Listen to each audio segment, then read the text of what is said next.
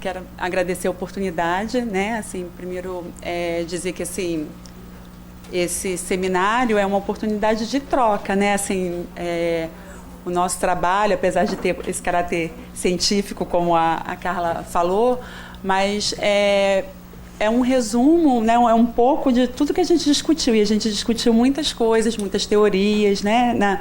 Na pós, realmente essa pós foi um divisor de águas para todos nós. Eu, apesar de já trabalhar com a questão da violência doméstica há algum tempo, né, na Prefeitura do Rio, no CEANCH, que é em Gonzaga, né, para quem não conhece, é o Centro Especializado de Atendimento à Mulher em situação de violência doméstica. Já trabalhei também no abrigo, né, no abrigo de proteção especial. É só para ir passando o slide. Ah, tá. Então, assim, já era um tema que me tocava, né? Já era um tema de interesse, mas realmente após acrescentou muita coisa, né? Acrescentou teorias, acrescentou convivências com outras categorias profissionais, né? Que a gente não tinha tanta proximidade, como advogados, que essencialmente após tem um número grande, né, de advogados fazendo. Então, foi uma experiência muito boa. E aí, por que da escolha, sendo eu assistente social, por que eu escolhi falar sobre a violência psicológica? Primeiro, pela minha própria experiência de trabalho mesmo, sabendo que, recentemente, até trouxe uns slides, né, para ilustrar. Uhum. Deixa eu colocar aqui. Pela minha própria experiência de trabalho, a gente sempre atende, sabe que por trás a violência psicológica precede as demais violências, né? Assim, a maioria das mulheres que chegam aos nossos serviços, apesar de só procurarem mesmo quando realmente estão numa situação que não é crítica, né, mas já passaram por várias outras tipos de violência, e a violência psicológica geralmente precede as demais violências. Então, eu quis falar de uma violência que muitas vezes é invisível aos olhos do sistema de proteção como um todo, né? E aí, quando eu escrevi o primeiro rascunho do projeto, o professor falou: nossa, o tema é muito legal, mas tem que ter uma relevância jurídica, já que você está fazendo uma pós no jurídico. E aí, como transformar um tema de relevância social para uma relevância jurídica? Então, eu abordei a violência no judiciário. Não é só para fazer uma crítica ao judiciário, é para poder fazer esse link ao judiciário. Então, assim, o que eu queria demonstrar, e não apareceu, é que a violência psicológica, segundo... recentemente saiu uma pesquisa, né, o Instituto Igarapé, o Dossiê Mulher, também já apontou isso no dossiê 2018, 2019. A violência psicológica é a segunda maior violência em registros. Isso sem considerar que há muita subnotificação, sem considerar que muitas não chegam nem a fazer o registro, né? Então, ainda assim, de acordo com esses estudos, esses levantamentos, é a segunda maior, né, assim, violência, até porque ela precede as demais violências. Uhum. E aí, o Instituto Igarapé veio fazendo esse crescente, né?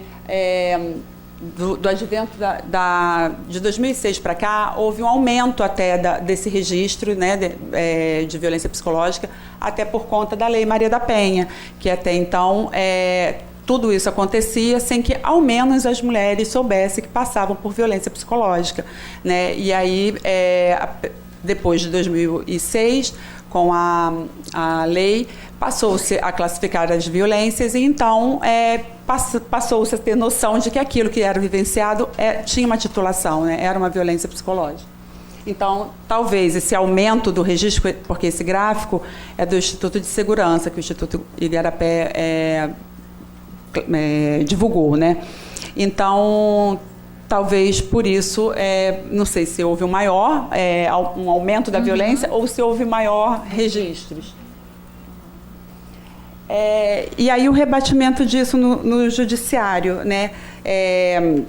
A gente sabe que para o judiciário é necessário haver uma materialidade, né, dos fatos, né? Não se leva só em consideração a palavra, a subjetividade, né? Há essa necessidade da materialidade desses fatos. Então, acaba que a violência psicológica ela é transformada, digamos assim, num outro tipo de violência, né, na caracterização de um outro tipo de violência para que ela seja registrada. Então, ela vira uma calúnia, injúria, algum outro tipo de violência para que ela possa ser registrada, né? E acaba sendo classificada como um tipo de crime de menor potencial ofensivo.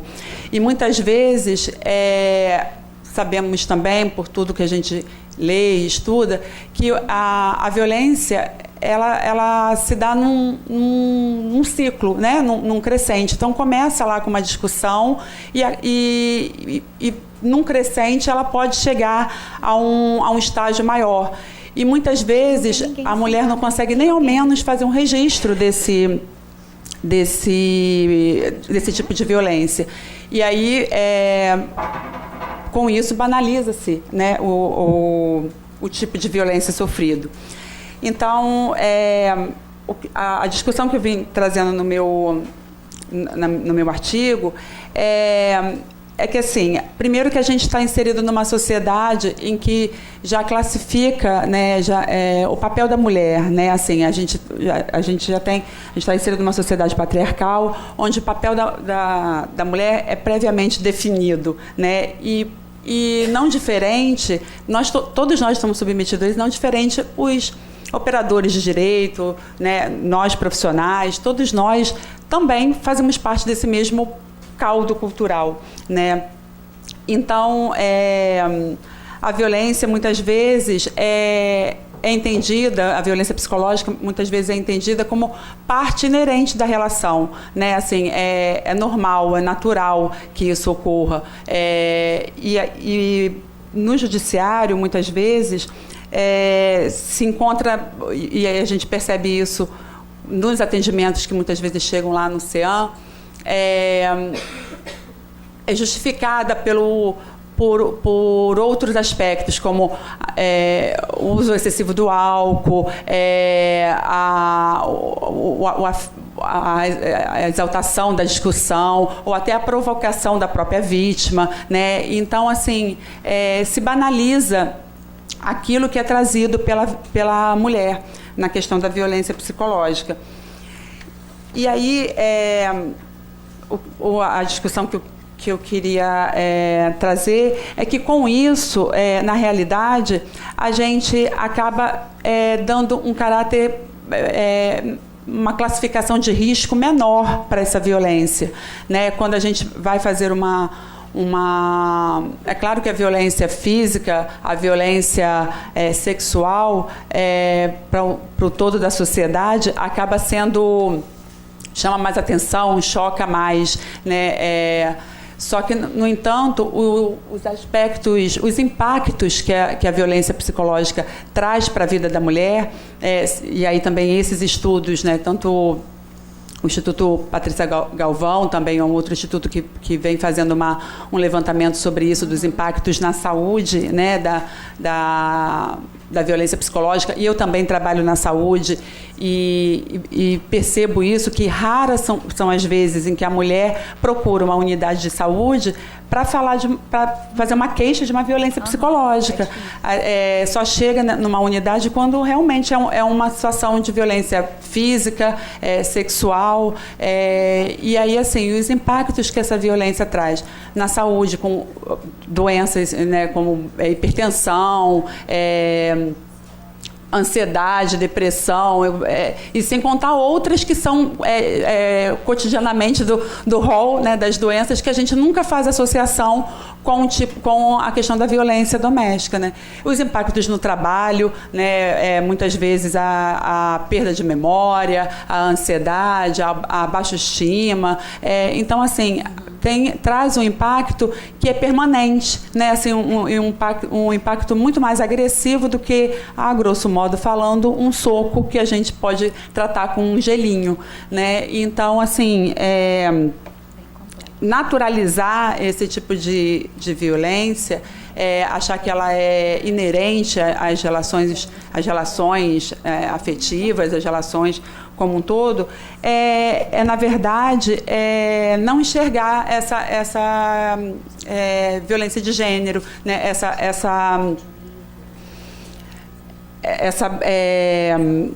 dificuldade mesmo que tem, nós não somos iguais perante a lei, né? E ao acesso à justiça, muitas vezes, ao não dar essa importância, né, nessa classificação de riscos, digamos assim, a violência psicológica, na verdade, acentuar essa desigualdade, né? E aí, assim, por isso que, na fala da Carla, assim, eu fico super feliz por trabalhar com pessoas que pensam diferente, porque assim, eu tive a oportunidade de conhecer pessoas da área jurídica que têm essa sensibilidade, mas a gente sabe que não são todos, né? E lá, estando eu num serviço de ponta, né, de atendimento da assistência, a gente ouve vários relatos. Primeiro, a mulher tem uma resistência enorme a chegar, enfrenta várias barreiras para chegar até uma denúncia. Quando chega numa denúncia, elas levar o processo seguir adiante, depois ter um êxito daquele, um bom resultado daquele processo. E muitas vezes elas sabem, elas falam, minha violência é uma violência psicológica, eu sei que não vai dar em nada, eu sei então eu nem vou continuar, eu nem vou dar sequência. E isso é muito triste de ouvir, apesar de saber que tem pessoas dentro do judiciário que têm uma sensibilidade, um outro olhar, né, para a questão da violência como um todo, mas a gente ainda sabe como isso ainda é deficitário, né, e como precisa mais capacitações como essas que a gente fez, outras, né, mais debates sobre isso, levar essa discussão, essa reflexão para outros espaços, né, e principalmente para o espaço do judiciário mesmo, porque a gente sabe que muitas vezes o homem, ao agir dessa forma, né,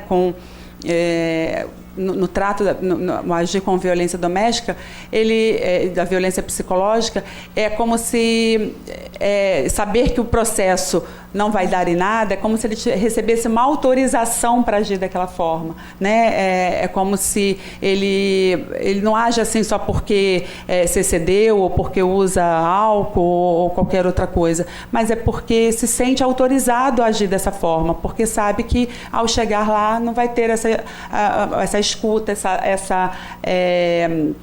um processo, ela não vai conseguir comprovar, né, materialmente aquilo tudo que ele está promovendo, né? Então, foi mais ou menos nessa linha a minha discussão do artigo, né? E eu queria aí eu trouxe essa discussão, né, para que a gente só refletisse sobre o assunto. Na verdade, tem muitos estudos nessa linha, né? E aí, assim, mas abordando de várias outras formas, né? A minha preocupação era que, se a gente continuar com os olhos fechados, né, para a questão da violência psicológica, sendo ela menos visível realmente do que as demais violências, a gente vai estar acentuando essa desigualdade de gênero que permeia a nossa sociedade. É isso.